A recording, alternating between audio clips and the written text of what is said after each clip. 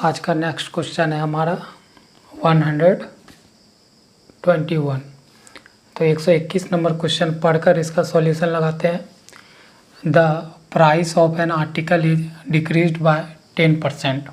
क्या बोला कि कोई वस्तु है, उसका प्राइस में 10% का क्या हो रहा है, 10% का डिक्रीज हो रहा है। ठीक है।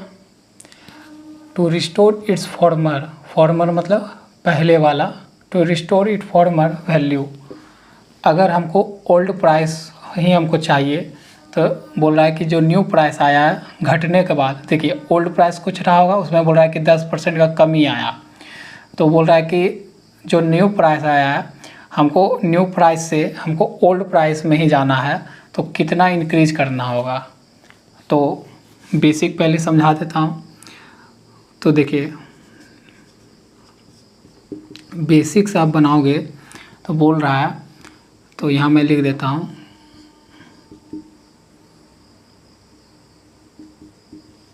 इनिशियल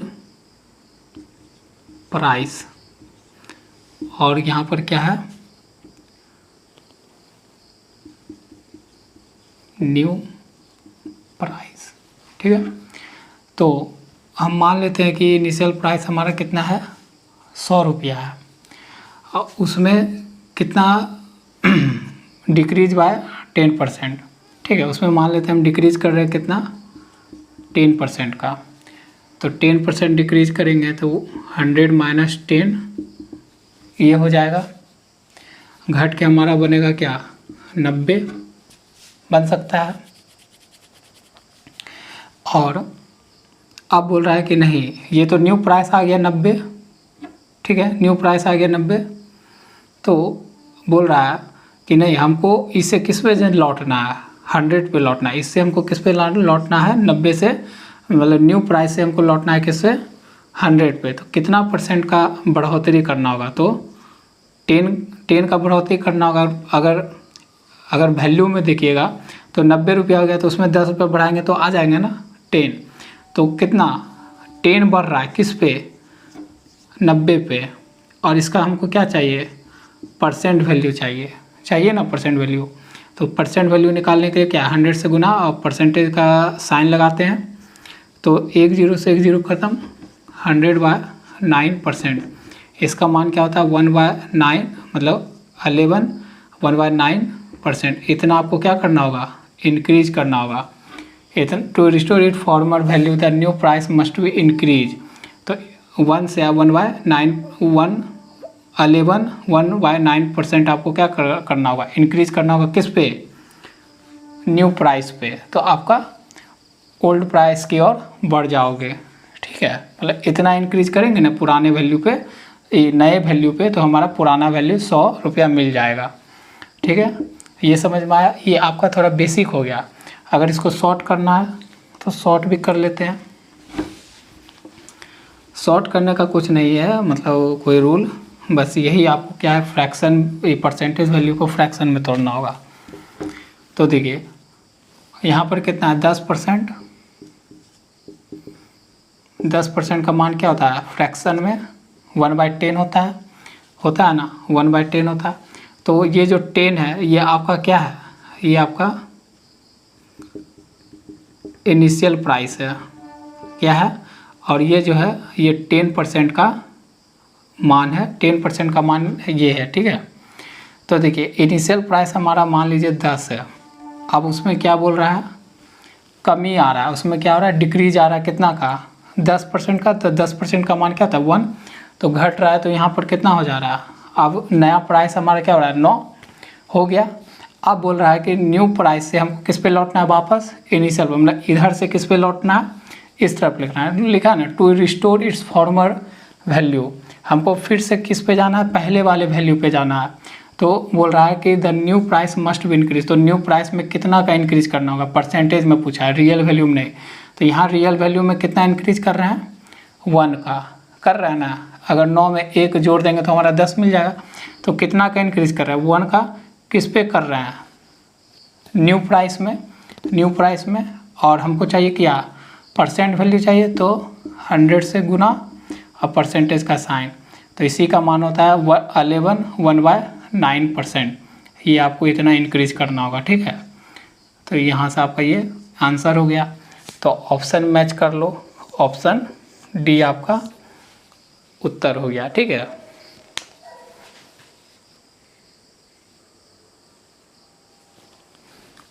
अब हमारा अगला क्वेश्चन है 122। तो 122 नंबर क्वेश्चन क्या बोलता है, पढ़कर समझकर इसका सॉल्यूशन करते हैं। In the new budget the price of kerosene oil rose by 25%। क्या बोला कि न्यू बजट में जो प्राइस है केरोसिन ऑयल का, प्राइस केरोसिन ऑयल का वो रोज़ मतलब इंक्रीज हुआ है, उसमें बढ़ोतरी हुआ है कितना का, 25% का।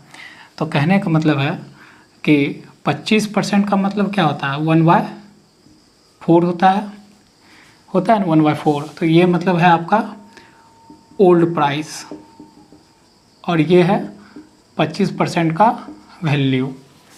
तो P जो प्राइस है हमारा वो ओल्ड और न्यू लिख लेते हैं। तो ओल्ड हमारा कितना है, 4। ओल्ड प्राइस हमारा 4 है और उसमें कितना इंक्रीज हो रहा है, 25%। 25% का मान 1। इसका मतलब नया प्राइस क्या हो गया, 4 से बढ़कर 5। अब बोल रहा है by how much % must a person reduce his consumption. क्या बोला कि अब कितना % उस व्यक्ति को कंजम्पशन में कमी लाना होगा, क्या करना होगा, reduce his consumption. Reduce his consumption कितना कमी लाना होगा उसका कंजम्पशन में, कि केरोसिन ऑयल के कंजम्पशन में, कि सो डैट इस तरह से his expenditure on it's does not increase, उसका एक्सपेंडिचर क्या हो, इंक्रीज ना हो। इंक्रीज ना हो का मतलब क्या है, कांस्टेंट हो। इसका मतलब हमारा जो एक्सपेंडिचर वो हमारा क्या बोल रहा है, कांस्टेंट रहना चाहिए। तो कांस्टेंट कैसे रह सकता है, यहाँ पर कंजम्पशन और यहाँ पर एक्सपेंडिचर, इस दोनों का गुना होकर हमारा क्या बनता है, एक्सपेंडिचर। तो ये हमको यहाँ पर क्या चाहिए, ओल्ड में भी हमको सेम चाहिए और न्यू में भी हमको सेम चाहिए। प्राइस बढ़ने के बाद भी हमको एक्सपेंडिचर खर्च कितना चाहिए, सेम ही चाहिए। तो जब एक्सपेंडिचर को बोल देगा क्वेश्चन में कि सेम ही चाहिए, तो प्राइस और कंजम्पशन का जो रेशियो आपस में क्या होता है, इंटरचेंज हो जाता है। तो यहाँ हो जाएगा 5, यहाँ हो जाएगा 4। देखिए ना, करके देखिए, 5 4 कितना हो गया, 20, और 5 4 हमारा क्या हो गया, 20। तो बढ़ा हमारा एक्सपेंडिचर क्या हो गया, कांस्टेंट ही तो रह गया।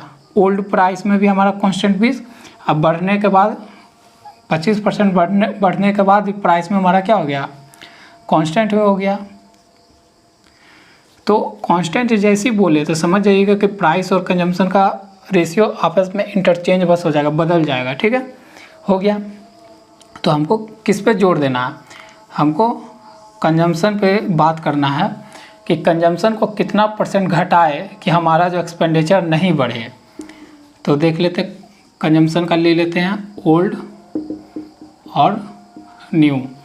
ओल्ड प्राइस क्या है कंजम्पशन का, 5, और न्यू क्या है, 4 आ गया। तो कितना देखिए, ये न्यू में कितना घट रहा है, ओल्ड से 1, किस पे घट रहा है, ओल्ड पे। तो परसेंटेज वैल्यू चाहिए तो 100 से गुना परसेंटेज का साइन, तो हमारा क्या आ गया, यहाँ से कट गया तो 20%। इसका मतलब 20% का हमको क्या करना होगा, कंजम्पशन में कमी करना होगा जब हमारा प्राइस बढ़ जाएगा। किसको सेम रखने के लिए, एक्सपेंडिचर को सेम रखने के लिए 20% का कंजम्पशन में क्या करना होगा, कमी करना होगा। तो ये आपका राइट आंसर हो गया, option A.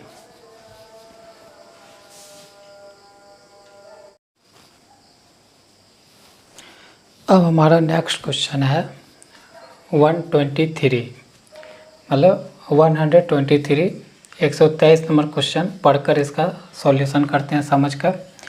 Salary of a person, salary of a person is first increase by 20%।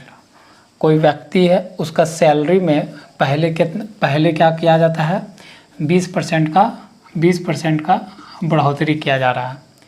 Then it is decrease by 10%, और उसके तुरंत बाद किया जा रहा है, 20% का कमी भी कर दिया जा रहा है, पहले बढ़ाया जा रहा है और फिर घटाया जा रहा है।